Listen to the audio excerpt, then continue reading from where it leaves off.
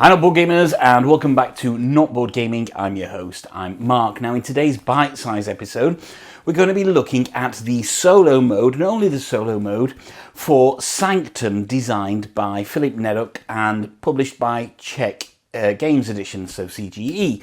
Now I will say off the bat that this is a review copy sent to me by the very kind people at CGE. However, as with all my review copies, as you will know if you've watched the channel before, it doesn't alter how I feel about the game itself. So, Sanctum is a game that was released last year, and I think I first saw it at Essen in October of 2019, for 2 to 4 players. And it's an adventuring type game where you're going to play one of 4 asymmetrical characters embarking on this journey, killing demons, upgrading your characters, getting better items that will enable you to fight the big bad at the end of the game. Now, as I mentioned, this was released as a 2 to 4 player game, but CGE, in their infinite wisdom, have managed to introduce a solo mode into the game. That's right, a separate solo mode. The great thing about this solo mode is that the file and the instructions are available online, and in reality it's 2 pages of instructions. It's very, very easy to implement the solo mode into the game, and you do not need any extra components. Now this is fantastic.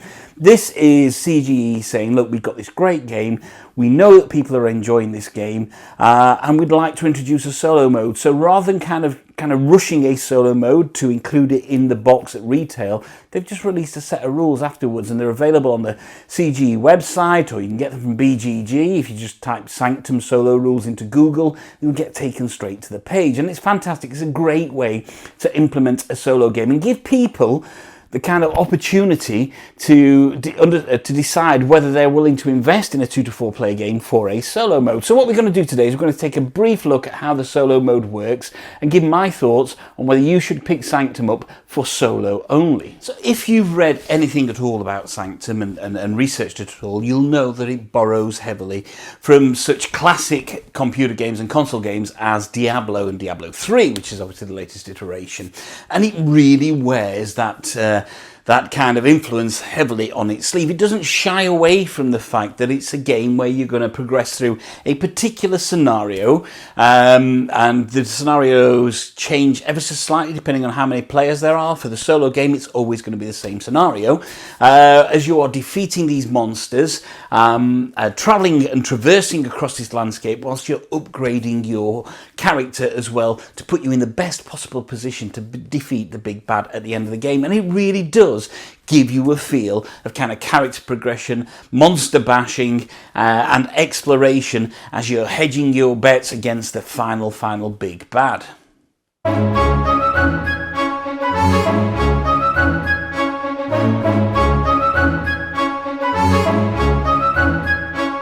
So Sanctum, at its heart, is a dice-chucking game, and that's fine, that's absolutely fantastic. It doesn't shy away from being a dice-chucking game, and you will use these dice to kind of defeat the bad guys, and then you will upgrade your character accordingly. Now, at the start of the game, you're only going to have access to 2 dice, and that's okay. You know, in the earlier stages, the bad guys are relatively beatable, but as you progress the game and you increase the strengths and abilities on your character, you will get access to more and more dice to put into your dice pool.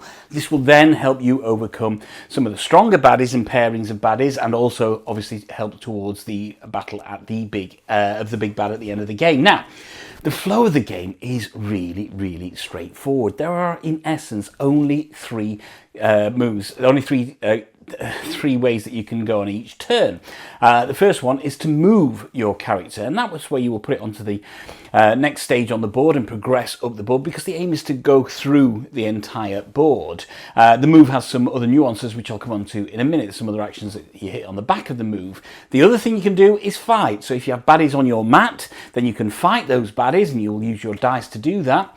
And then the final thing is to rest as well. Now if you're resting, that allows you to get back your stamina and your health, etc. abilities back into your pool there, so you can then use those tokens to use on other abilities. And also in the solo game, what that's going to do is you're going to start revealing cards, taking cards off the pile that you created from your challenge deck, which you're then creating your final battle deck from.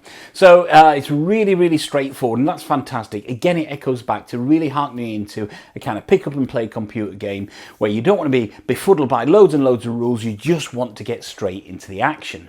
So the crux of the game, the key thing that you do in the game is to move your character. So on the very first turn, what you're going to do is you're going to put your character on the starting space, which is just there. Now, there's an icon there that says I need to then do 5 pairs of baddies. 1 of low strength, 1 of medium strength, and there will always be 5 sets of baddies for you to reveal on the board. So once you've moved your character, i.e. you moved on to that stage, you're then going to create 5 pairs for this particular one of baddies. So 1, 2, 3, 4, 5 low strength ones, and there we go.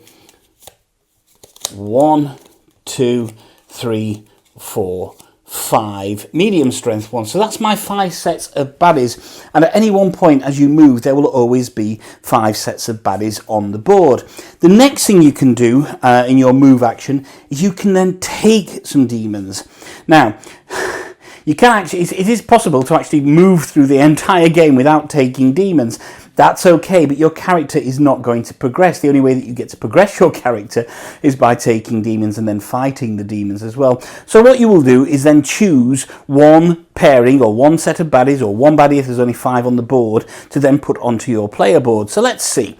We have a green and a blue baddie. So there we go. I'm probably going to put those on my board.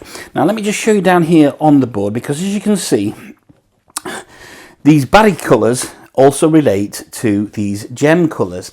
As I defeat the baddies, what I can do, and you don't have to on every action in the solo game, is as I defeat the baddies, I can then move those gems up onto my tree. And as soon as I move gems up, so say on this one it was 2 blue baddies I defeated, and I defeated them, I'd move them up, that would then give me this particular card here. And this is a versatility card, and it would say here, it does say here, when modifying dice you may treat plus as minus and vice versa. And there we go. So that would then, if I defeated those baddies, that would then go as a permanent action over onto my board there. So there we go. You can see then what you need to do in terms of upgrading your tree. But we'll come on to exactly how you defeat baddies in a second. So there we go. I've done my move. I've advanced. I've revealed the demons, I've taken some demons and put them on my board, and there's one final space which is up here, which is a treasure space, which means that if you are towards the end of your board and you're on the treasure space, what you will do is you will turn over each of the cards that's left on the board, and you will take just one card for its item on the back. And there we go. You can see there, if I had got to the treasure space and I'd taken that item, I could then put that, I'll show you back down here, I could then put that down there, and that would give me an upgraded weapon ability in one of my fighter's hands. So you can see there that that is a way that you can absolutely, by using the treasure space at the end of the move, to start getting some free items on your character. So let's have a look at the next action now, which is to fight. So here we go. I've moved, I've revealed some demons, I've taken demons and put them on my board, and now it's my next go. And for my next go, I'm going to choose to fight. You don't have to, as I say, you can go all the way through the board, but yeah, I'm going to fight these demons. And I've got a blue and a green demon here as well. So what I need to do is I now need to complete a combat move against these guys. Now, as you can see, each demon has a number of dice or die printed on the bottom of it, and that's the number I have to roll. And there we've got 2 and a 4 for that, and we've got a 3 for that particular demon there. Now, rolling a particular dice is quite a difficult thing to do. So what the game does is allow you some modifiers. So we have our stamina and our focus pool here, with your starting 2 red crystals, 3 blue crystals there. And you can see these here, these plus and minuses here. These are modifiers. If I roll a particular number and it's not the number I need it to be, I can use one of my focus tokens or my stamina tokens, if it's a stamina one, move it onto that modifier, and for that particular one I can change the roll on the dice by 2, either up or down, and on that one by 1. So we got 2 dice. Let's roll it against this particular bad guy, and let's see what these particular bad guys, and let's see what happens. The other thing to mention, sorry, just before I do that, is if you got any of these potion tokens and they're red or blue, and you already have one of your focus or stamina covering those, you can discard a potion, and for each potion that you discard of that colour, you can move 1 of your tokens back into your token pool. So that would be your first thing on your fight if you've got potions. Next thing we're going to do is we're going to roll my 2 dice. As I say, I'm going to start the game with 2 dice. And there we go, I've got a 3 and a 1. So what I can do here is I can use the 3 to go on this guy, but that 1 doesn't really do anything for me. However, I do have my modifier here. So here I go, I can put that focus token on there, and I can change the face of that to a 2. Where's the 2? It's there, and I've defeated 1 bad guy, and I've half defeated this bad guy. Let's talk about what happens now, though. So now, that guy's defeated. He's not going to attack me because he's completely defeated. But this guy is not fully defeated. You can see here that he's got these 2 damage tokens there, these 2 damage icons here, or blood icons. If I didn't block this guy, what would happen is I would take 2 damage. Now, it's really difficult to get this back up once it starts getting depleted. So, if you can block, then by all means block. As you can see here on this particular section here, if I put 2 red crystals, I can block 2 damage. So I'm going to use my 2 stamina and effectively block those 2 damage. That means on this go, that bad guy does not do any damage against me. It doesn't matter if I've half defeated him, they will still inflict the full number on that.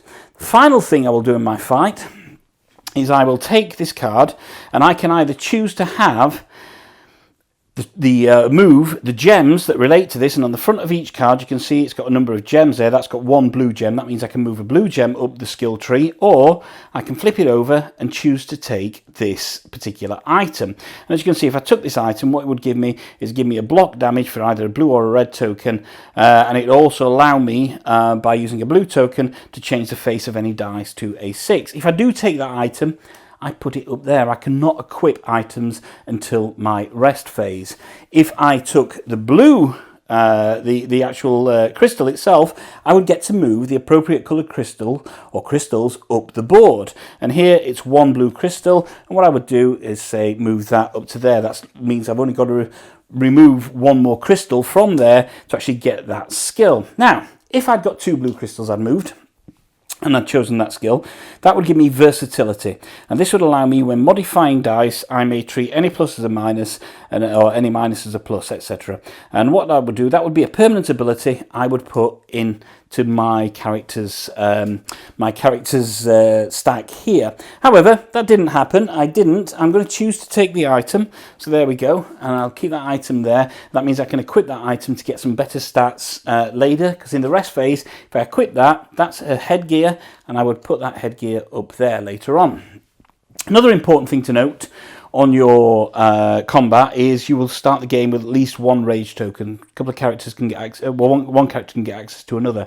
And that means if I roll a dice and it doesn't come up with any of the numbers and I don't have any modifiers left, I can flip that over, and what that will do is I can change the face of any dice to its particular, to what would defeat it. But there we go. What I've done is I've defeated 1 bad guy. I've half killed this bad guy, so let's put a black token on there to say that I've done that particular dice, and I'm ready for another round now. What I can do is I can move, reveal more bad guys, take more bad guys, and add them to my board, or I can try and defeat this guy again. So let's try and defeat this guy again. So here we go. I've got my 2 dice back. I haven't achieved any extra dice yet. I'm going to roll those. I need a 4. I've got a 6 and a 2. If I move one of these blue ones down onto here as a modifier, that means I can then change that 2 to a 4, and I defeated that bad guy. And here I can move 2 crystals, or the same green crystal twice. So let's move that one up to there, that one up to there, and when you move dice into the top bit here, that gives you your gems up into the top bit here, that gives you your gem pool for buying these later to equip them. And then I would take the bonus that's on this particular card. And here it says I get another focus token to add into my pool, which is really good. Flip that over, and that's it. That's 2 bad guys defeated there. So one's gone there, one's gone there. I'm going to put those in the discard pile there. What I would do is I would then potentially move again, and when I move again, I get rid of all these demons on the board, put them back into their respective discard pile, and then I would set out some new demons, and there we go. I've got 5 pairings of 2 smaller strength ones here. So here we go, 2 smaller strength ones, and I would set those up 1, 2, 1, 2, 1, 2, 1, 2, 1, 2, and then I would take a pair of demons, not diamonds, and start again. So that is the kind of move and fight actions done. Let's talk about... So, harkening back to kind of pick up and play console and computer games, that is effectively the kind of combat action, the move action, and the fight action done there, which is utterly fantastic. That means there aren't any kind of long-winded rules and decision trees to go through. In reality, what you're doing is here playing a very quick-moving, battle combat intensive game using dice as the major mechanism here, with modifying tactics to either improve your abilities or to mitigate against any damage given to you. Resting is a pretty integral part, and it's very easy to try and rush away and go through the entire game without resting, but you're going to need to rest. You see, as you've used your various focus and stamina tokens, you need to get them back into your pool so you can use them again. So resting, first of all, allows you to move your tokens back into the pool, so you'll restore and move everything there. The other thing that resting allows you to do is equip items. Now, at the top of each item that you collected, you can see there's a gem cost. This one has 1 cost, some will have different number costs. What you have to do is you will have to move your gems up your tree into your area here, pay that cost to then equip that item. Now, thankfully, the very first item you get, the very first thing you can do is when you start the game, you're going to have a spare dice with a white gem on top of it, and white gems can be any colour. Once you've used that gem, that then gives you access to another dice, so you'll then get 3 dice in your dice pool. So I want to kind of equip this headgear item here whilst I'm resting. I could use a blue one, but I want access to that dice, so I'm going to get rid of that gem, and we put that back into the store, and I'm going to put that on there, and suddenly my character has an upgrade ability now. I can use any colour token to block 1 damage, and I can use a blue token to change the face of a dice to a 6 or not, which is really, really important. I could also buy potions as well. So if I wanted to buy potions, I would spend the relevant cost, and I would either get a blue or a red potion here as well. And blue and red potions can be good. They mean that you don't necessarily have to rest throughout most of the game, throughout parts of the game, as well as you can use those potions to kind of reset your tokens, but you only get access to 4 potions, although there are cards with certain characters that will allow you to carry more there as well. The other thing you'll do is you will check your achievements as well. So over here, as we mentioned before, there's the achievement board, which is this over here. And what this achievement board does, if I've hit any of these achievements, I can take one of these shields of the relevant achievement I've hit, and I can put that in my kind of in my bag, and that means for the end of game fight with a big bad, I would then get the bonus on that, and that would allow me to change the face of a dice to 2. So you'll then check your achievement bonus. The final thing, and this is particular for the solo game, is that we're going to start working through this challenge deck here. So what you will do when you rest is you will count the number of abilities you've unlocked here. So I've unlocked 2 abilities, and I would then discard the top 2 cards. I say discard, I put them to one side because they're going to make up part of my Fury deck for later.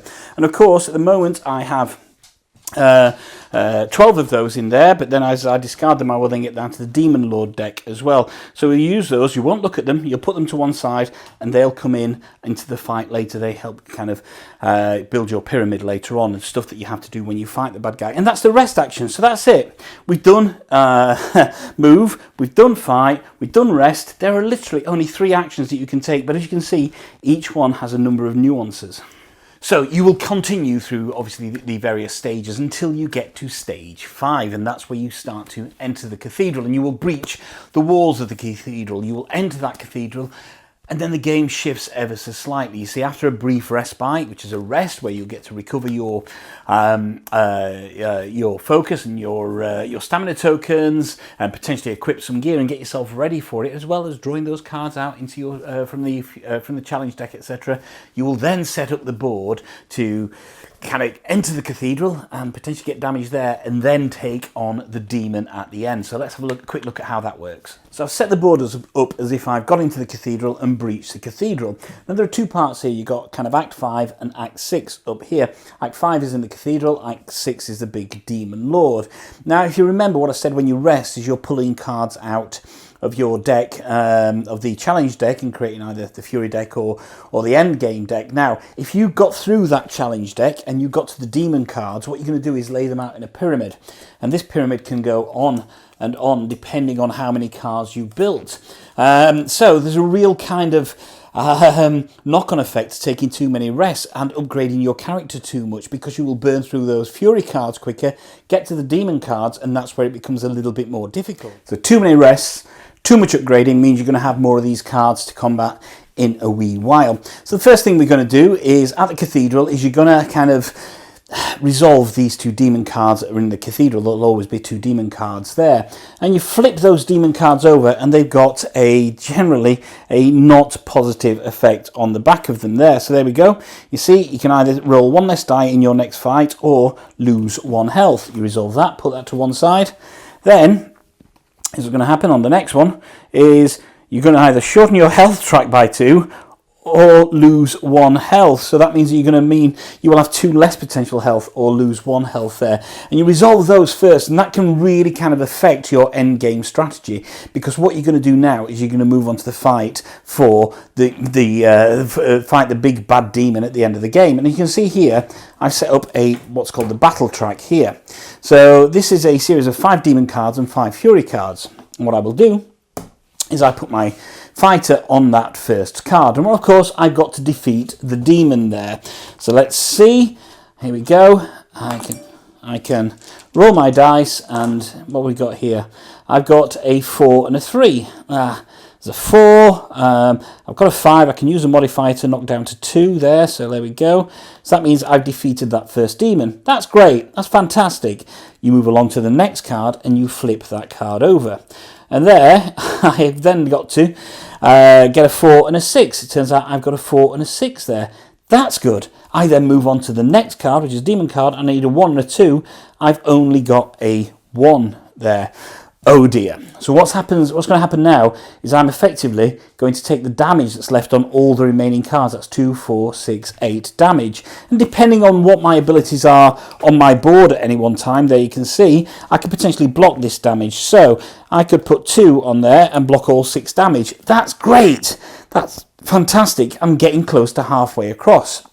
However, in a particularly clever move, what happens now is I move back to this board over here, and we move on to Act 6 up there, and you can see where my pyramid of cards is.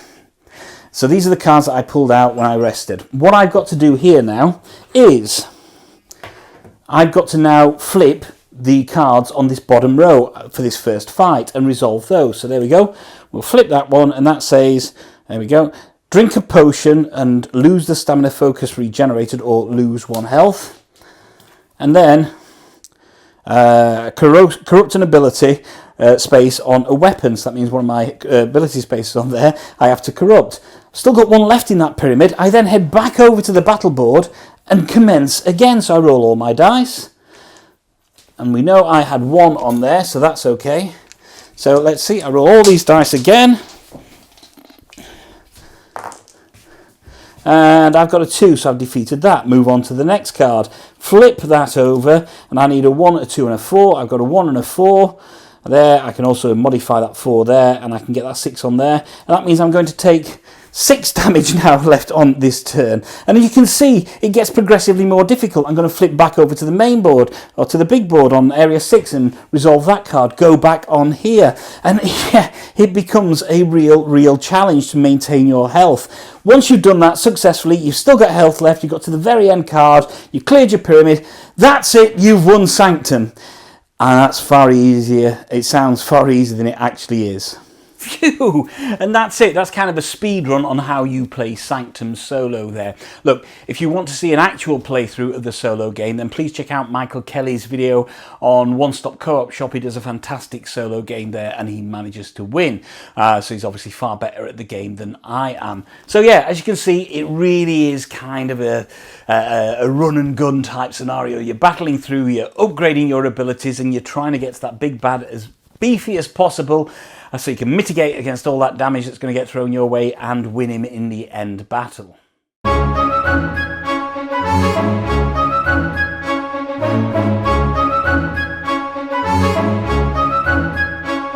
So, final thoughts on Sanctum by Czech Games Edition, designed by Filip Neduk then, from a solo experience. Look, I think, first of all, hats off to Czech Games Edition for releasing a solo edition that is separate to the main game, but you don't pay anything else for. It's not an expansion, it's a free file that you go online to do. And they've really catered for the solo players here. There's no additional components to buy, there's no print and play files, and you're more or less using the core set of the game itself. They've done all the balancing for you and integrated this kind of difficulty levels as well with the number of Fury cards that you put in the deck, and I think that's absolutely fantastic.